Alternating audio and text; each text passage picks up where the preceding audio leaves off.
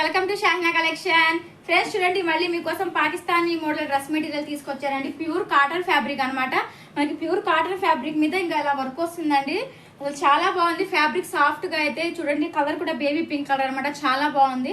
చూడండి, బాటమ్ వచ్చేసరికి ఇలా వస్తుంది అనమాట. మనమైతే లాస్ట్ టైం అయితే మన పేజ్ లో 1300 సేల్ చేశానండి. ఇప్పుడైతే 100 రూపీస్ ఆఫర్ లో ఉంది. దీని కాస్ట్ వచ్చేసి 1200 రూపాయలు, ఫ్రీ షిప్పింగ్. ఫ్రెండ్స్ చూడండి, దీనికి చున్నీ చూపిస్తాను.